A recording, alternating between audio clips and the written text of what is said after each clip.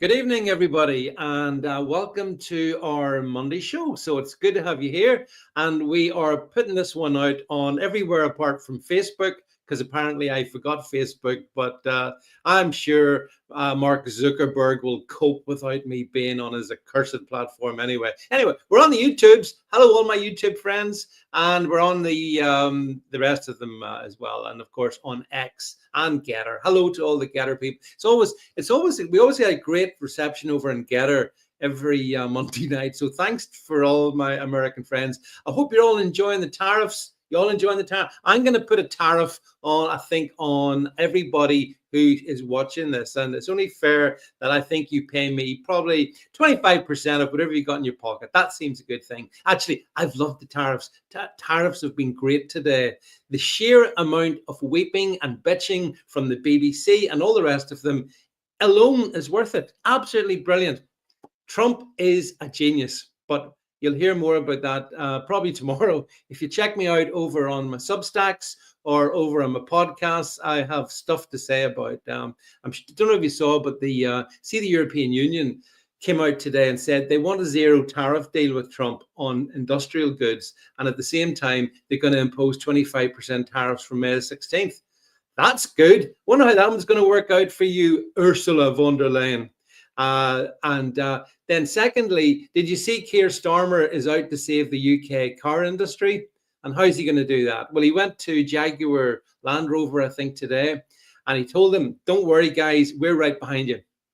This is the same prime minister who said also today, by 2030, no more petrol cars, no more diesel cars, and the fines that we're going to put upon you between now and 2030, well, we might phase them a wee bit more. So, you still have to pay us loads and loads of money if you don't hit your EV targets. Yeah, listen, we live in clown world. And so in order to escape clown world, tonight I am particularly pleased to be joined by a very special guest. Now, I've taken this year and there hasn't been so many very special guests on. Really, I only want to have people on who I think bring a whole new sort of set of insights with them. And so without further ado, let me introduce to you this evening, folks, a lady called Victoria Rixon, I think. Victoria, oh, you're there. Hi, Victoria. Hiya. Good. Nice to see you, Victoria. And you're on X at Victoria_Rixon. So if people want to find you and check out all your stuff, that's where they need to go. And yeah, there we go. We just brought it up. Victoria, the Uncensored Midwife. There you go, folks. We've got an Uncensored Midwife, which actually suggests, Victoria, kind of logical non sequitur, that there must be a lot of censored midwives about then, is there? Yes. I've been heavily censored I would say it's been going on since university. I might just take my glasses off. The light's going on me. That's okay, yeah. Midwives, I'm going to say midwives and nurses are probably the most gagged profession in the United Kingdom. Yeah. Well, we want to talk about. I want to go through it all with you. I want to talk. In fact, actually, maybe we get into lots of stuff in a minute or two, but just tell us very briefly about what you've done, where you've been, who you are. Just introduce yourself to the audiences. Yeah, so I'm Victoria. I'm a mum of 4 boys. I live in Devon in the United Kingdom, and I've been a midwife since 2017. I started training around about 2013, a year at college first, and having had an extensive employment career beforehand, I couldn't believe the oppression as soon as I entered the profession. It was unbelievable that you were being stripped of just every part of your natural being. It was the most peculiar experience. So I left.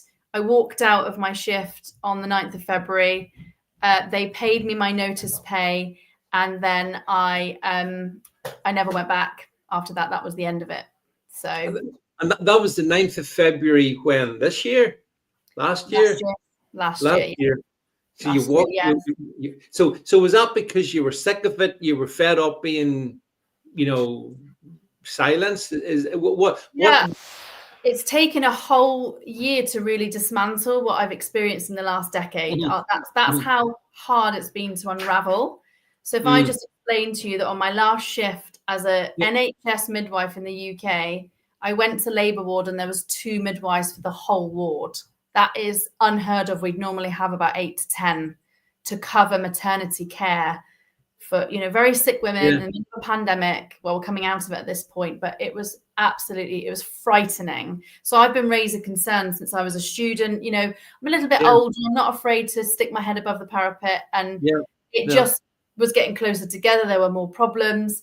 Nothing was getting fixed. Nothing was ever going anywhere. It just felt like, this is just going into the abyss. So by the end of it, I can remember on my last shift saying, if I don't get out of here, I'm going to be in prison for gross negligence. It was, I'm a bit of a goody two-shoes. I like to do everything right.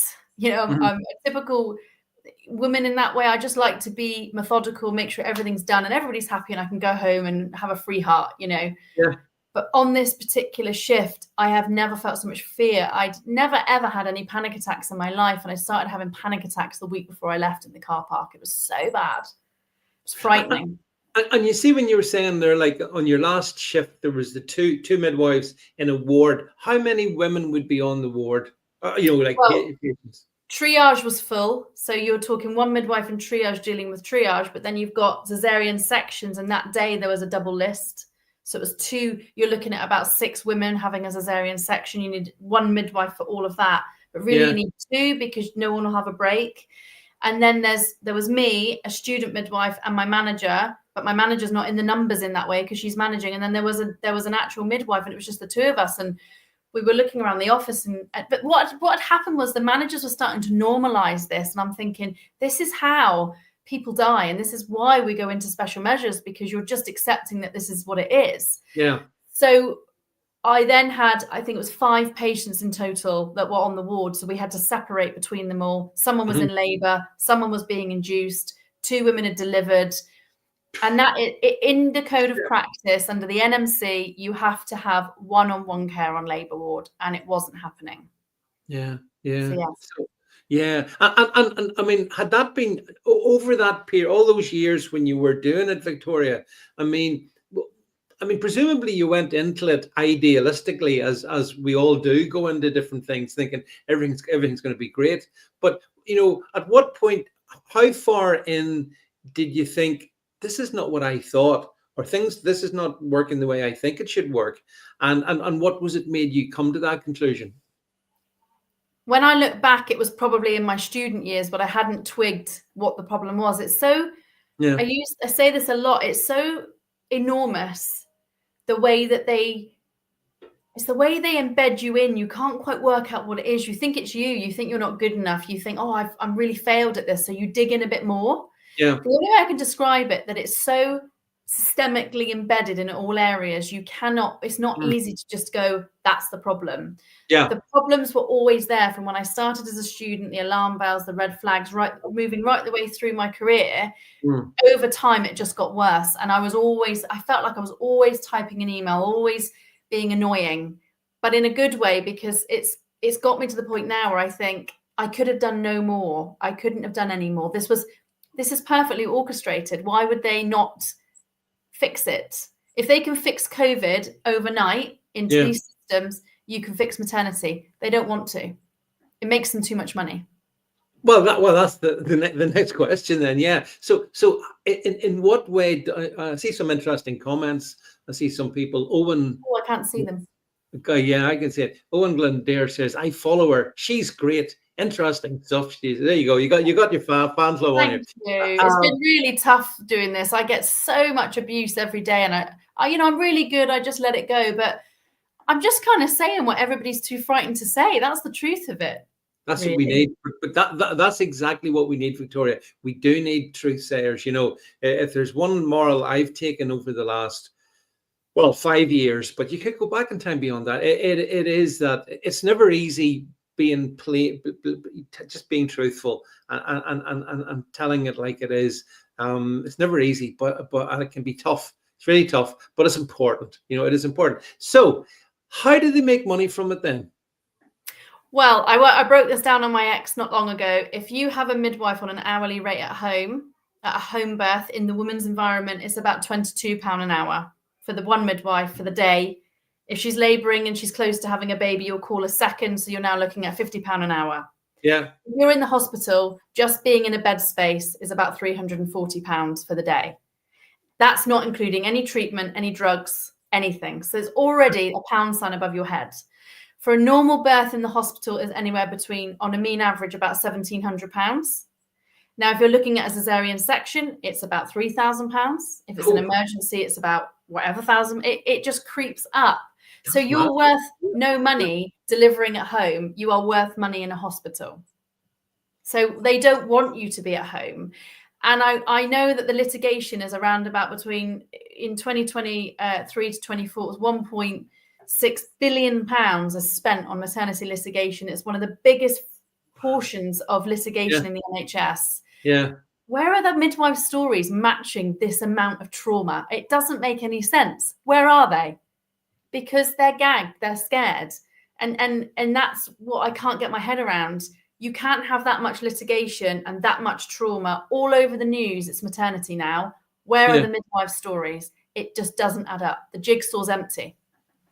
And just on the fact that they want women to come into hospital to have babies, because I can remember in my kind of mother's generation, women mostly had their babies at home. Home birth was pretty sort of routine. And then that changed somewhere along the lines, didn't it? I think we've got some facts up here. Jed's brought up 1.3, what's that say? 1.3 birth trauma. One in three. So one in three women now have birth trauma. That's come from Theo Clark, the previous Conservative MP that's got the birth trauma inquiry. Yeah. We've got increased miscarriages, increased stillbirth. We've got huge litigation payouts. We've got a third of all hospitals not safe to birth in. And this is, so the NHS was born in 1947. Yeah. At that point, everybody would be birthing at home with the support of a midwifing community and a doctor that was needed. Yes. Exactly. The only people that had to birth in a hospital were the ones that didn't have good sanitation. So if you had no running water and you lived in a tenement block with lots of overcrowding, you were encouraged to go to the hospital. Yeah. But women, when they step into the hospital, I've done it myself. I've had 3 births at home, three in hospital, 1 at home. Yeah. As soon as you walk into the hospital, you're handing over every part of your control. So so during the I think it was the 60s, 70s, it just flipped all the time into hospital all of a sudden. Everybody had to birth in hospital. Yeah. So now we're at a point where we've got some of the worst statistics in maternity in terms of harm, trauma, and death than ever before. Now, we don't really know the true statistics of home birth deaths before because they weren't really monitoring them. No. It's only the statistics that the NHS give you, and we only have one mothership, which is the NHS. We don't have a second healthcare system to balance that argument. Everything has come from the NHS, and now I know from my experience how corrupt they are. Mm. And are you able to compare or contrast the kind of the outcomes in the NHS versus any other country around the world, any other health system? Because we mightn't have one in the UK, but there's every other country has its own has its own. Yeah, absolutely. So I'm very good friends with a lady called Nikita Stark, who's got her own doula business, which is an alternative to hospital. They're not qualified midwives. They're qualified in antenatal, birth and postnatal at home, so very low risk. Their outcomes are almost 90% in all of it. Breastfeeding, natural birth, natural physiological third stage, no drugs whatsoever. They use natural medicines, plants, homeopathy. They use it all. The best outcomes. And I wrote a post on that recently and said they do not want this to happen. They do not want that to go home because it's the doulas that will then make the money because the women will go to them. So they put this emphasis ideology that home birth is unsafe, which it is not. I've done it myself with 1 baby. The other argument is I've got a lady that I follow. I won't mention her because I haven't consented, but she's got a beautiful clinic in Africa. She's never lost a mother or baby in 8 years. And she doesn't have equipment and she doesn't have medicine. She says, you don't interfere. These women come in at 5 centimeters. They're already laboring. They know what they've got to do. They all stand and labor together, and they labor over a bucket, and they have a baby. And she's never lost a baby. So what are we doing wrong? I'll tell you what we're doing wrong. Misogyny. It all got involved in birth. It belongs to women, and it's been robbed of them. And we are now literally in the worst situation we could ever be, in baby harm and death, ever. So you said misogyny, right? That's so elaborate on that. Just explain that for everybody, what you mean by that. So if you go back through time, women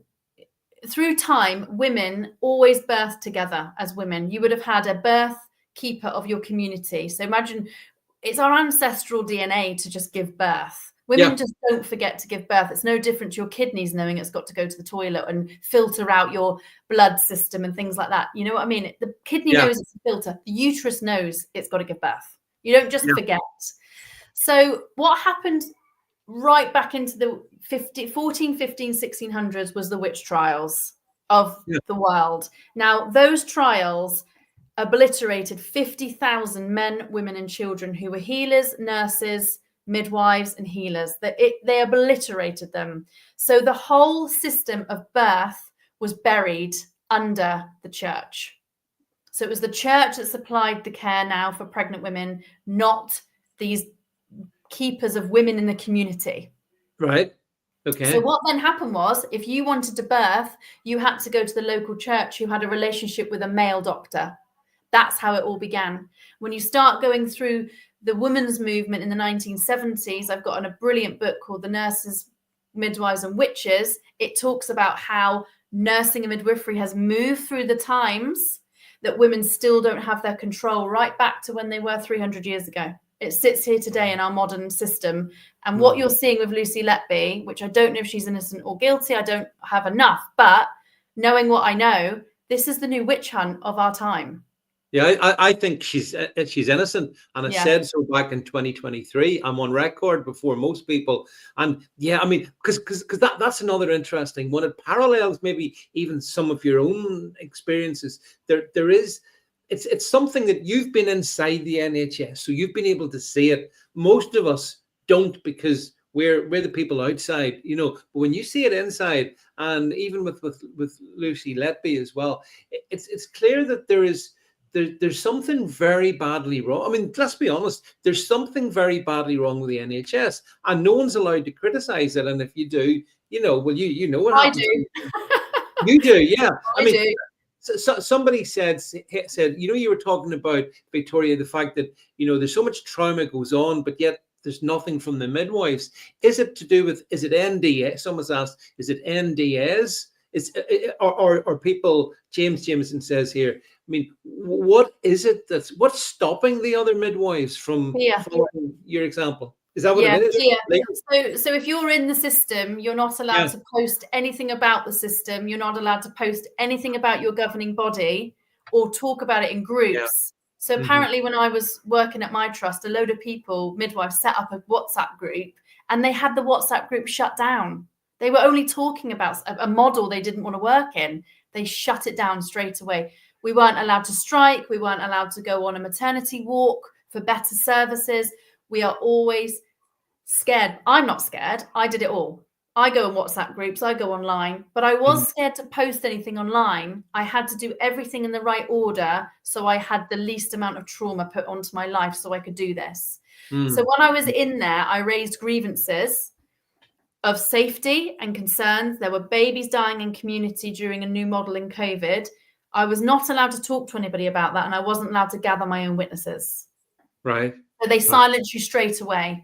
So then you're on your own, you're isolated. They're all talking to each other in a grievance. They're all gathering their information, but you're not allowed to know anything. Yeah. Then your union, who is supposed to be on your side, which is the Royal College of Midwives, are then on side with the management because they work together in collaboration. They're also very pally with the NMC, the same governing body that myself and Lucy were on. So the NMC are your governing body under the government, which was taken over by the government in 2001 by Lord Hunt. No one really knows about that. Completely wiped. They're all in it together. Then your grievance outcome comes, which is partially upheld or They'll never fully admit fault. And then when you appeal it, everything's private and confidential. You're not allowed to share it. And then if they offer you a settlement, that's when they give you a cot-3 and they want to gag you. Well, I was like, I don't want your money. I want the truth. I want people to know the truth. So then when you go to the employment tribunal on your own because you've got no union, the judicial system's corrupt. Only 4% of claims get through in the NHS, and they won't post the outcomes of the NHS tribunals on the websites. They hide it. Is that 4% of all claims or 4% of claims in your area? All claims, only 4% will win.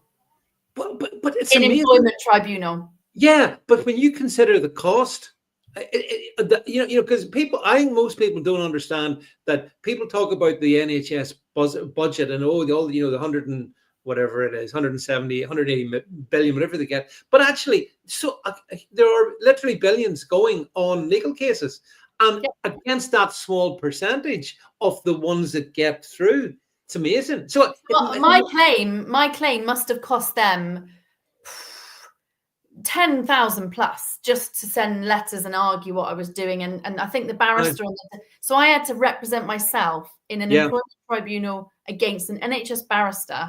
And the judge was great. He let me through for a 4-day hearing, but I knew I was never going to win because the NHS is protected by the judicial system.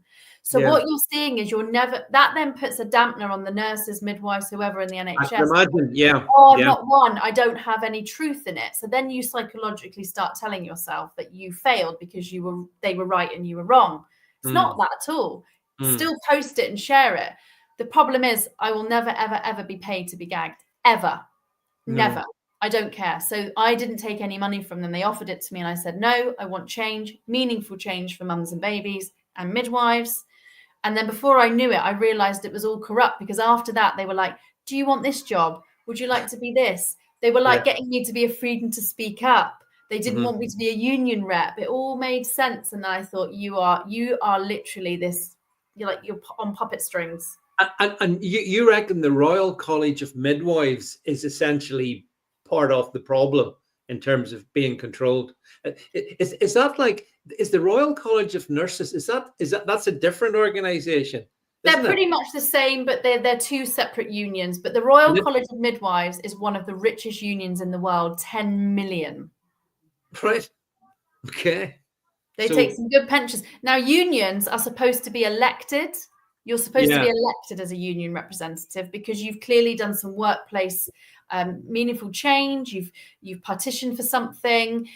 What I found out was that the people that at the top who were regional managers were never voted. They were just employed in like a normal person. That's not how it's supposed to work. No. Well, it's funny. In the last week or so, I've been talking to a friend of mine with regard to the Royal College of Nurses, and I've heard things, and it's exactly as you said, Victoria. They are actually part of the problem. They're not helping anybody. They're gatekeepers. They take your information. They go and tell the management. The management then know how. The thing is, you've got to realize if they're always one step ahead of you, someone's infiltrating that information to them. So my union rep, I got rid of her straight away. I was like, "You're out. You're done. Get out." But it must have been very daunting for you. You said you represented yourself in front of the tribunal with a barrister on the other side. I would have thought that was quite. What was that like to do yourself? Because I was very courageous. It was really hard, David. Really hard. I was shaking. I cried. The judge asked me to stop for a minute and take a breather.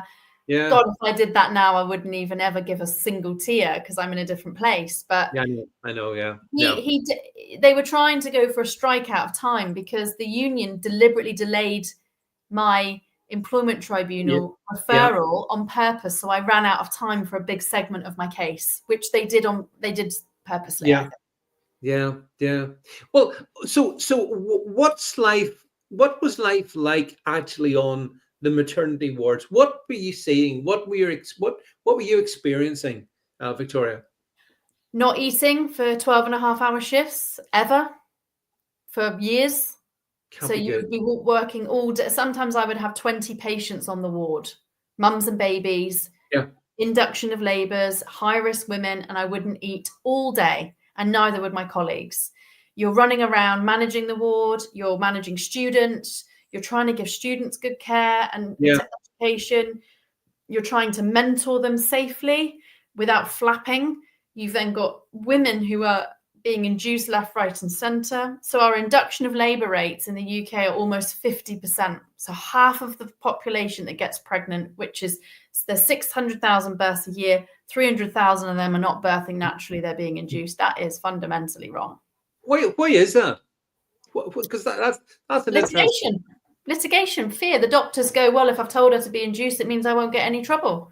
We've become a blame culture, David. That's what it is. It's a blame culture. And we don't give women the power to just do what they want, even if the outcome might not be great.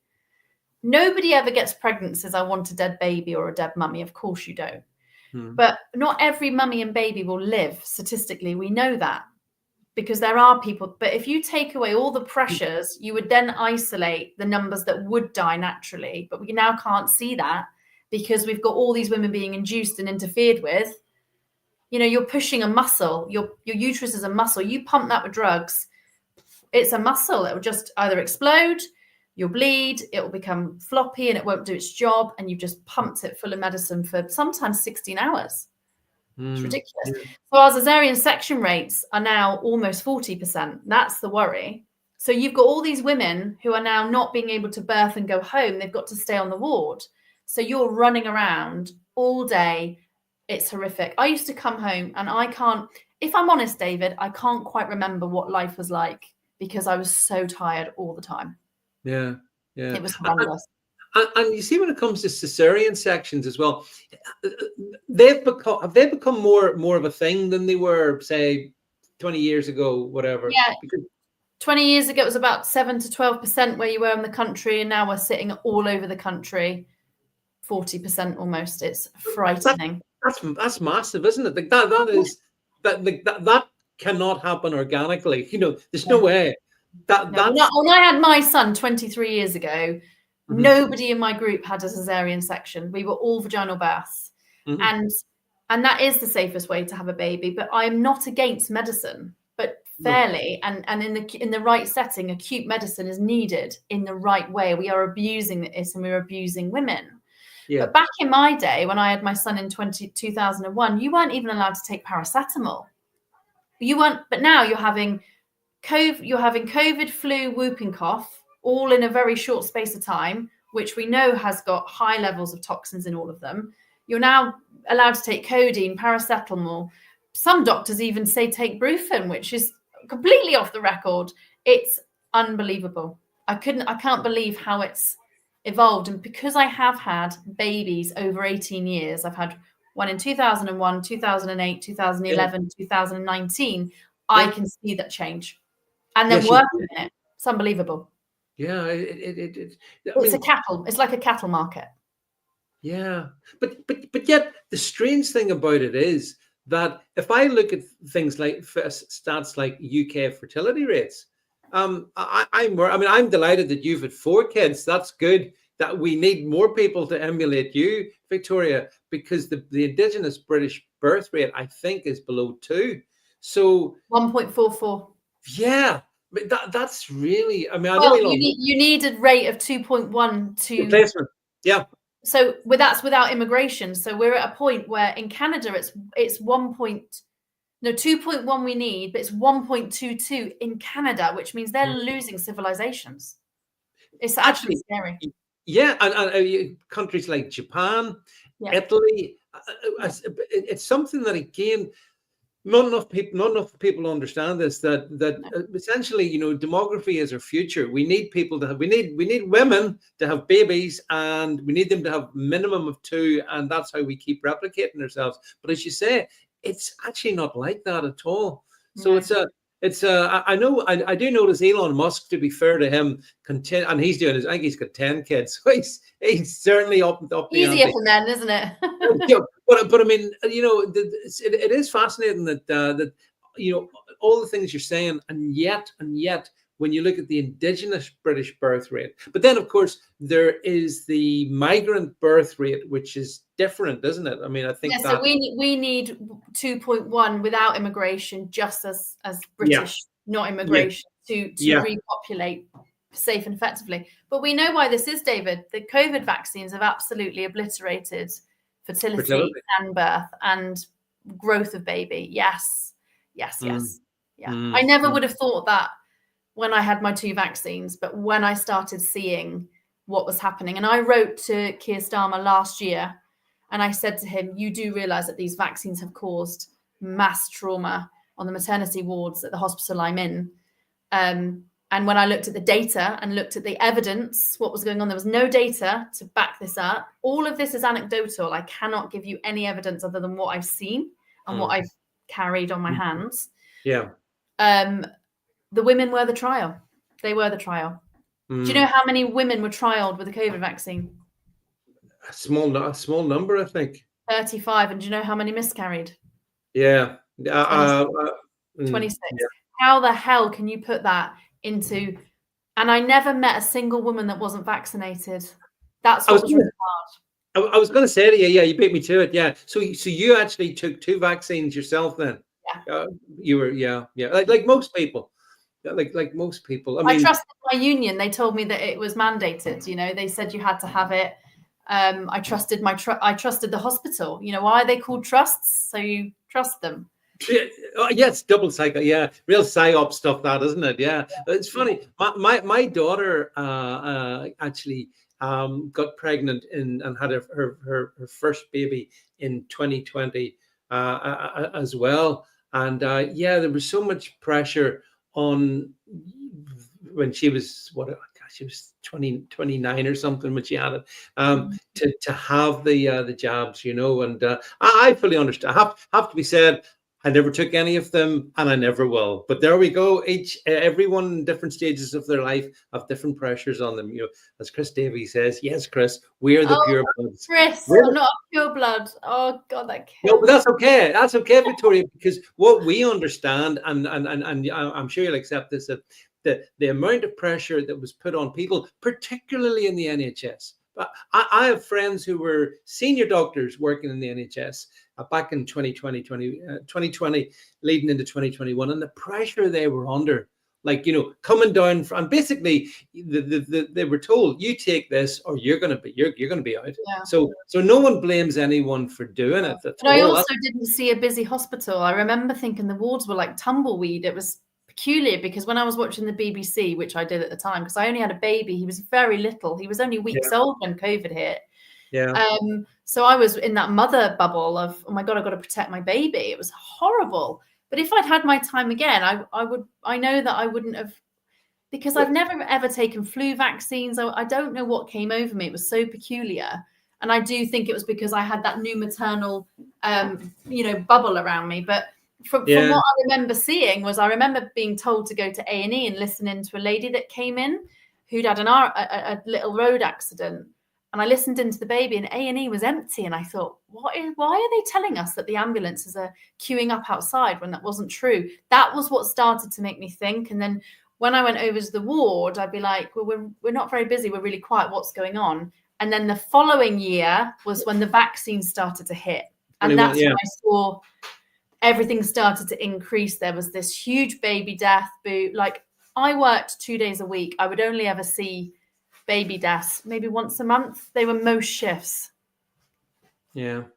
It was hard. It was really tough. And we were all saying, like, what is going on? Is there a trend of like second trimester deaths? And then when I started researching it, I realized all these doctors all over the world are saying second trimester abruptions and deaths was rife, and it all set in, and I just knew. I think a lot of nurses did know back then. I can remember in 21, I used to go at my local swimming pool. I would go swimming, right? And you'd be sitting there ready to do your lengths. And I remember there was 2 nurses in the lane next to me, and they were young. I'd put them, I don't know, mid-20s, something like that. But they were talking about it, and they were going, nah, I don't want to take it, don't want to take it. And you could tell that these two, they were under they're in that environment that you'd been in. And so, they're inside the beast, so to speak. The rest of us are outside the beast. But it's interesting. I wonder what happened during the sort of 2020, the unspeakable year of so-called COVID. What happened, sort of, birth rates in the UK? Did they go down? Did they stay the same? What happened? Well, I don't know the answer to that, because when I've done my research on my own hospital's birth rates, they've got 2 years exactly the same figures. It's not possible. No, it's manipulated. I was like, what's going on here? But my little brain is now going that my ex-colleague, who would be the bereavement midwife, would be putting those statistics to the national system. So she would be updating her figures. So she must be scratching her head now going, where are the statistics? They all must be thinking that, because they're not live. We know that they're delaying these statistics, but we now know that a lot of these statistics have never been right. But we also know that now they're unearthing a lot more in these hospitals. There's now gross negligence and there's now criminal investigation. So when you start adding it all up, it was almost a blessing, David, that I had a blessing to go at that time. Something divinely said, get out. Well, yeah, I totally believe in that. I honestly, I think that's the way things do operate. Was it a tremendous relief for you when you sort of your final shift and you walked away from it? How did that feel? Oh, I was devastated for the mother, because there was a lady that laboured for 10 hours behind a curtain on her own. And we were so busy, we couldn't look after her. And I couldn't get her out of my head all day. And I just kept going up and being nosy and like a little mosquito and saying, what's going on with this lady? And she shouldn't be up here. And my boss was like, what do we do? And, she's a great boss. She was a great, great midwife and is a great midwife.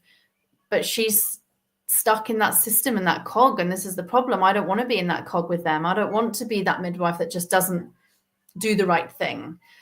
So on my last shift, when I got home, I don't even think I told my husband, if I remember rightly. And the next day I just handed my notice in and I didn't really tell anybody. It was such a personal journey and I knew I had to let it go, but the reality of everything hadn't quite gone into my mind about what was really happening. And then when I started to blow the whistle after and I started sharing my exit interview online, I then obviously got threatened, and that was just a whole new whirlwind. The thing is that midwives are held in high esteem, I think, broadly speaking, by the British public. I mean, it's not coincidental that the BBC Call the Midwife and all of that there, which my wife assiduously watches, I have to say. Yeah. She sits and watches it, and I just sit quietly in the background. But it does. I mean, but of course, but that plays up the significance of midwifery, I suppose, in our health system. And it is important, Victoria, that we do. But as you say, it's obviously changed so much. And so fast. So fast. Yeah, that someone like yourself, who's so obviously so highly motivated, was ultimately motivated to get the hell out of it. I mean, that's quite a thing. I'm going to say that maternity services is the biggest, longest scandal in UK history. There is darkness. There is blood on the walls. Yeah. Hidden, awful lies, secrets, fake notes. I think notes are fudged. I think I've seen it. They don't, like, I've got an ongoing civil case at the minute that I'm not willing to talk about now, but when it comes out, it's going to be a shocker what people are going to find out. Absolutely shocking. What I've actually unearthed just by being branded a baby killer online last year. It was horrendous. I've never been at the death of a baby that's ever died in my care. So to hear that over the internet was absolutely horrendous. But I think I know that obviously it's because, people aren't going to like what I'm doing. They're uncomfortable with it. There's a lot of jealousy involved in other people. And it also brings up a lot of hurt, because people say, well, why are you doing this? You're a midwife. You're a fellow midwife. Well, you're not standing with me, but I've just stood with you for 10 years.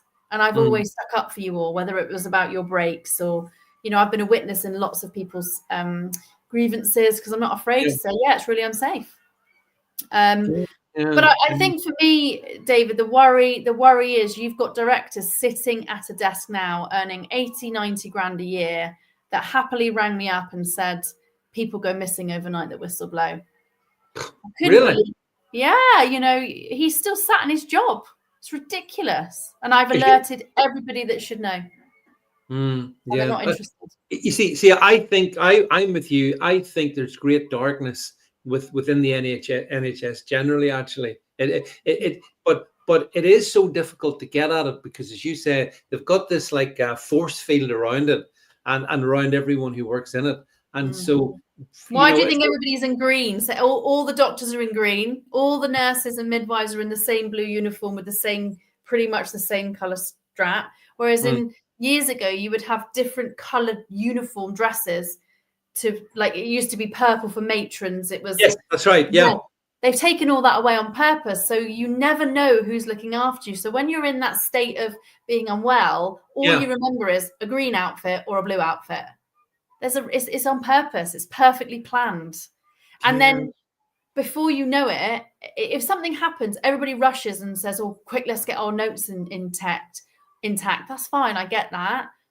But at least no one's going to put you in prison or penalize you if you just say, "I messed up.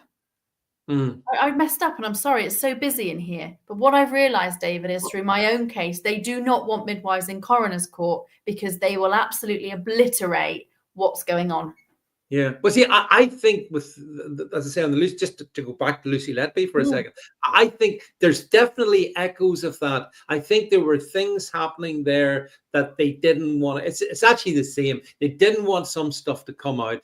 And I think certain male doctors and whatnot would have been in a very difficult position. And I think that's the other thing that I got from what I discovered about the Lucy Letby thing was there was this like hierarchy of male doctors, and they look after themselves, don't they? I mean, would you agree? When did we find out about Lucy? When did we know about Lucy Letby? She was in prison. She was arrested.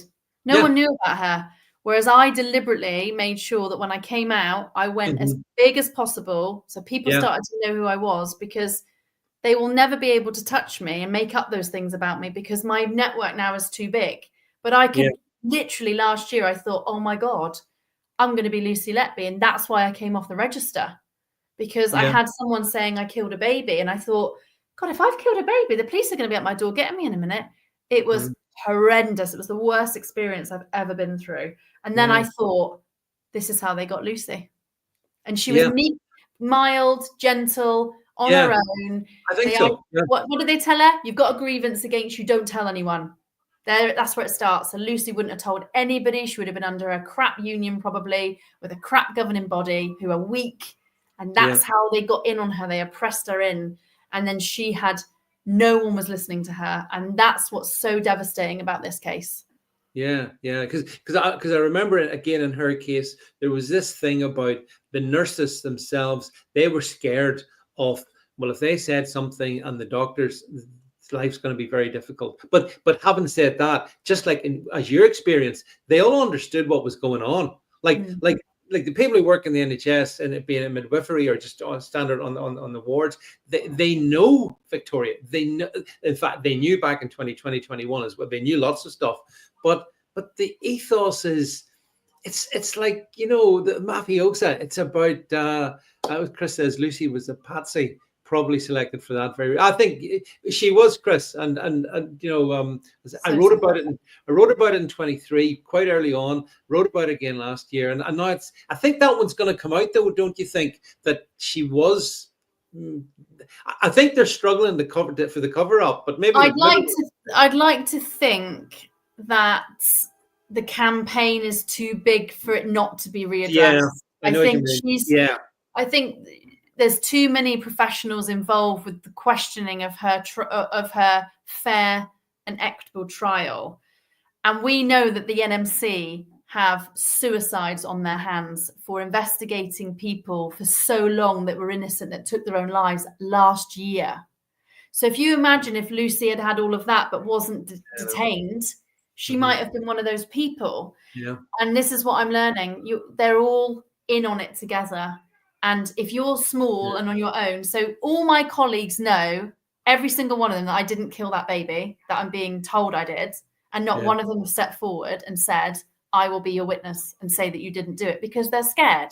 I don't need them because I've got the evidence that I wasn't there. I was at home in bed. I think That's what's hard. Yeah, I think the mafia have a term called omerta. Omerta is when there's a silence and nobody breaks the silence, or else stuff happens. Yeah. So tell us this then. So you have gotten yourself out of there, which I think, and is obviously the right thing for you to do. So what are you doing with yourself now? To be honest, David, I'm still healing a little bit and recovering from what's happened. I think today is 1 whole year that I'm out. So today was my last. All right. Yeah. NHS, so it's 12 months to the day. And, I look back today and I thought, what have I done? And in actual fact, I'm so proud of myself for what I've done. I'm so proud of having the voice and not conforming and keeping my integrity. It doesn't come difficult to me to speak up. It is so easy. I don't find it hard. I've made a lot of mistakes along the way, and I might have shared things that people go, "Oh, that's a bit harsh." But I'm learning that it's just a platform to speak about what is happening. Yes. So I'm not doing anything at the moment. I'm writing a book, which is hard because it's quite entangled what I've experienced. So I need to get the right book. There might probably be more than one, and I think that's where I need to go first. But I'm just trying to keep my feet on the ground and heal from it all, really. I'm so glad it's over, David, if I'm honest. I'm so glad I do not have to have that anxiety day in and day out in that entity, I want to call it. It's so oppressive. And I don't know a single midwife when I left that was fully happy. They're all running scared, running hard, and running on burnout. And it's not sustainable. Yeah. I mean, in a way, yeah. You see, the problem is the NHS is set up as this kind of national shibboleth, state religion. I would say it as almost, and it's really not. And there's all kinds of problems. And the best way of dealing with problems, because is you talk about them. You do actually what you do. You just get out in the open. You speak. You have transparency and openness. But the NHS culture, it's the opposite. It's about suppression. It's the exact opposite of what it should be, and no one ever talks about. Well, you talk about it, and a few others. Why would you even need to have a duty of candor policy? Why would, if you've got caring people, why would you need that? It's interesting. Today I messaged the new deputy HR business director for NHS England, Peter McCurry. And someone sent me a message saying, this is the new lead. So I messaged him saying, don't know if you know, this director told me I'd go missing overnight. I've lost my job. I've tried to raise safety concerns about mothers and babies being harmed. I call it manslaughter. It is literally come in under the guise of safety and will cause you harm. That's manslaughter in my eyes if someone dies. So, and his response was, I've passed your email on. And I put, isn't that peculiar that I've just told you someone threatened my life and you're going to pass my email on? It sounds like you've heard these words before. And I just thought, Did he respond? Did he get a response? Yes, he did. I am obviously shocked, Victoria. And I'm like, go home. Because now you're not. No, you're not interested. The police weren't interested. So I'm at the place now where I'm not afraid anymore. I've got more and more people coming. I do get private messages. I've got a couple of midwives that are coming up. We're going to come. I'm telling you, this will be the wave for the nurses or midwives. It will come. We will not stand for this much longer. It's only so long you can rumble the volcano. I think what's so important about what you've done is you have stepped out on stage and you have revealed the what goes on. And sometimes other people just need to see that, to find that courage, even if it results in a private message. But even so, here's a question. My question is, do newborn babies get a jab straight after they're born? I've heard they do. Don't know. Victoria, what's the answer? Yeah, vitamin K is given within minutes of being born, and I've given many. And when I look at the evidence, I feel horrible. Yeah, it's the one. I've never given a flu or a COVID or a whooping cough to pregnant women, but I've given many vitamin Ks, and I have cried a lot about that when I did my research. I couldn't believe it. I thought COVID might be fake. well, the vaccines certainly weren't trialed. Surely they wouldn't be giving a vitamin K that's been around for almost 60, 70 years. And it was true. So they do. Why would a newborn baby who's just managed to work its way through a womb, through a tiny egg and a sperm, an etheric explosion into this beautiful life, why would you need to vaccinate them? It makes me feel ill to even think about it kind of just is that what they do then? So newborns get their Vit K jab within within the first day of birth? Minutes, 20 minutes. That's been going around since the 1960s. The evidence is very poor. If I had my time again, David, I would not give another. I wouldn't give it. I wouldn't have given it. Now, I've met a colleague that said to me she's never given it. She's always left it and just never done it and just passed it on to the next person. And if they've done it, they've done it. But she just says, I've never done it. So she said she knew for about 20 years it wasn't right. But then I then start thinking, like, what stops people? And it is a bit like, you know, when you get a message off someone and they say, are you awake? And you go, yeah, are you? And then your brains go and you're like, oh, they're on my... There's not many of us. No, it's not. Well, there's not many of us. But I think in midwifery now, I'm understanding that it's, if they keep you sick and they keep you unwell and they keep you being in the system, you're just a money-making slave for them. And that's hard for some people to probably even hear. And my colleagues would be like, you're crazy. I'm not. If you step out of it and actually look in, which I do now, I see it. I can see exactly what's gone on. Yeah, because you've got the perspective because you were in and now you're out. And that's what gives perspective. When you're in the thing, it's much harder. You can't have perspective because you're in the bloody thing. Exactly. And then obviously you're raising concerns to your matron, your managers. Yeah. Then I'm going to the director's door, bang, bang, bang. And then when I went to Keir Starmer, Rishi Sunak, my local MP, Luke Pollard, Johnny Mercer, and Gary Streeter, who's now retired, my email to them was, I haven't left because I'm not resilient. I've left because this is criminal harm and manslaughter, and not a single one of them replied with any substance. Keir Starmer replied because he was about to go for PM. Yeah. What did he do? Rolled his sleeves up and went into a maternity ward. Yeah. Whatever. But so now I'm in a situation where none of them engage, which is fine because I don't need them. But people like Andrew Bridgen, who might now support me, or John O'Looney's now, looking at his statistics. But then I'm now part of this whole movement at the moment, which I won't go into at the minute. And that's across the whole world. And we're all anecdotal. We can't bring the data, but we can bring this lived experience. And we're now all collating something from all corners of the world in all different roles around pregnancy, fertility, birth, antenatal, postnatal. There's a nurse in Australia that saw 22 babies a month die during COVID. 22 babies. Now, the problem is, David, I wouldn't know how many babies die in my job because it's hidden from you. You don't know. You don't talk about it. It's part of it's part of how it's set up. You do not expose anything to your colleagues. So they never see a trend. That's how it works. It's shocking, isn't it? It really is. Yeah. But as you say, I mean, you are a whistleblower and you've blown the whistle. But before we get to the end of the show, I wanted to just mention just a slight diversion, as I am wont to do, and that is I really enjoyed you put out an X post.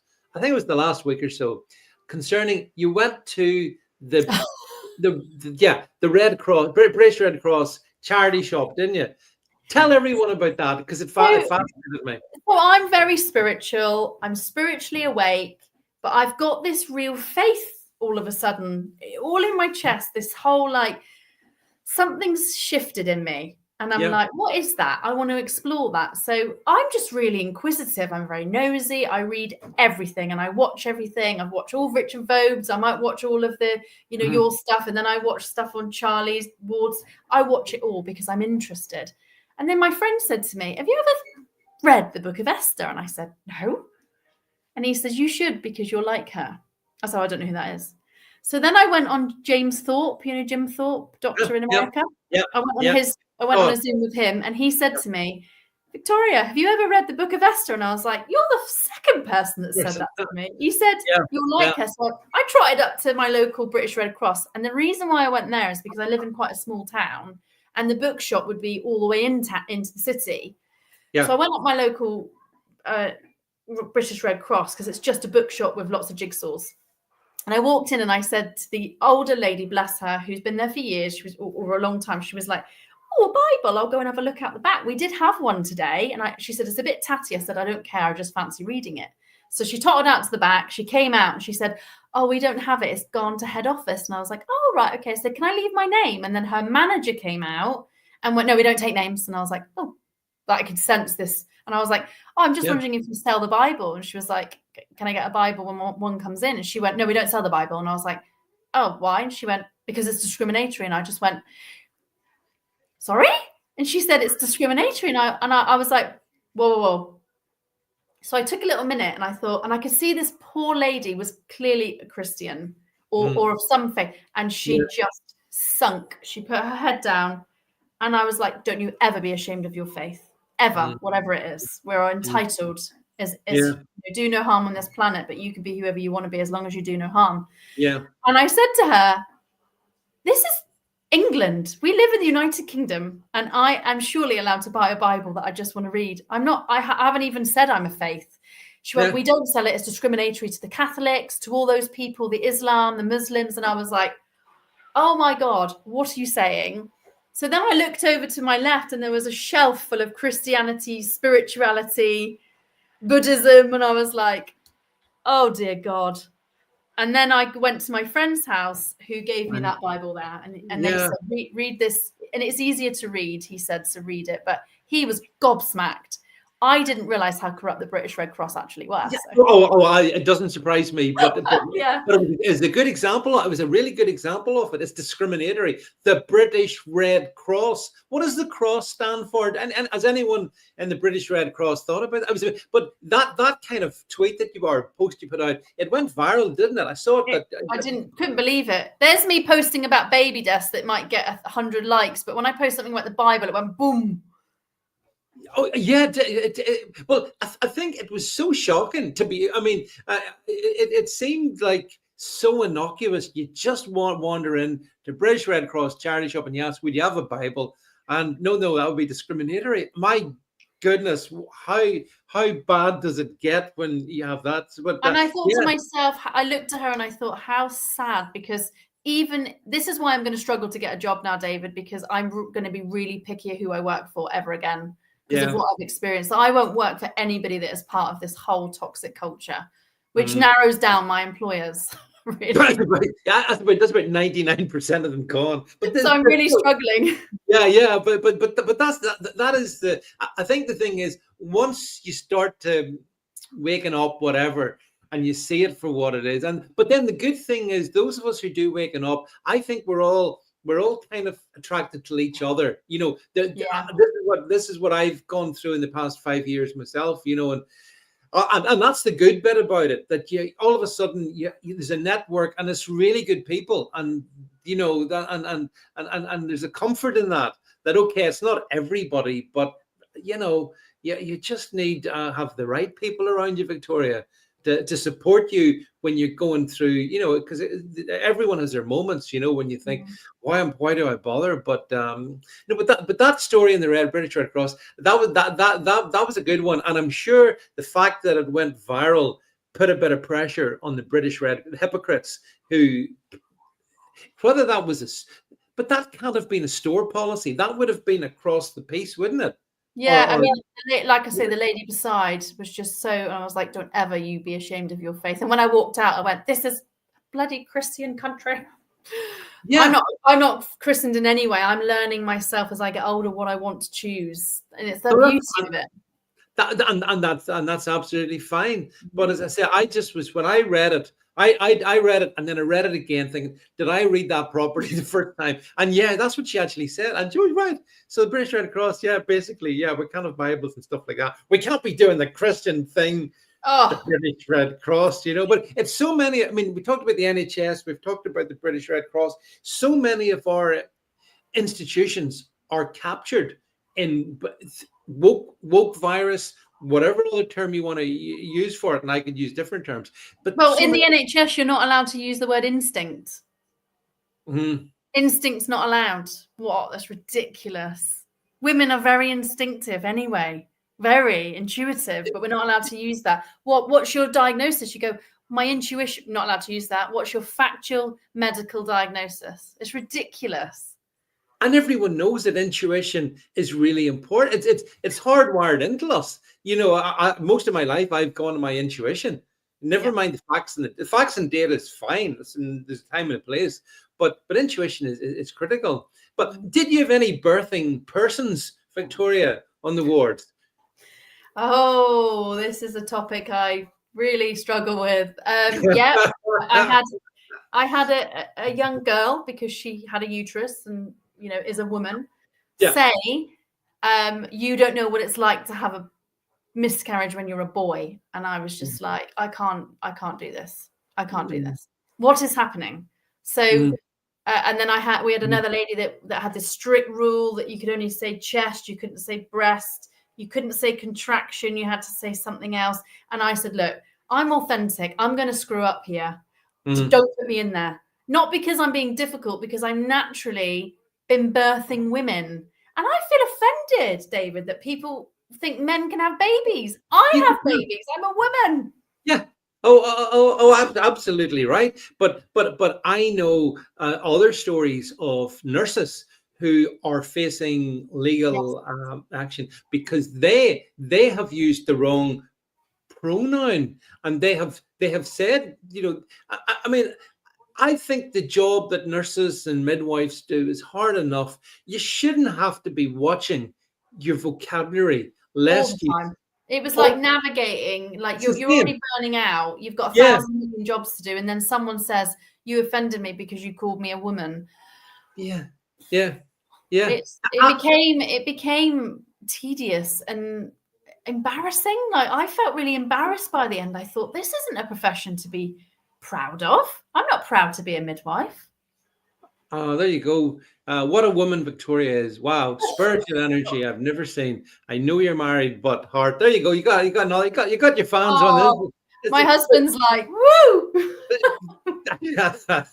yeah, but it you know, it just goes to show that you're doing a good job, Victoria, getting it out there. I mean, this is where X is a really good platform for getting stuff out uncensored without the having to worry about what you every word that you say, you know. So look, it's been a really enjoyable chat. Thank you so much for coming. I hope you've enjoyed it. Okay, and thank you. You know, if you want to come back once you have your other things worked out and whatnot, and if you have a book to come out and you want to tell us all about it, I'm sure we'd be really interested to hear from you. But in the meantime, just on behalf of all the audiences and the different platforms, thank you so much for being here. Thanks for your story. Thanks for being uncensored. Thanks for standing up for truthfulness and integrity. And I just wish there was more like you, Victoria, but we'll settle for you for tonight. But look, that's it, folks, from Victoria and myself. Catch you all later on the week. But from us for tonight, it's good night.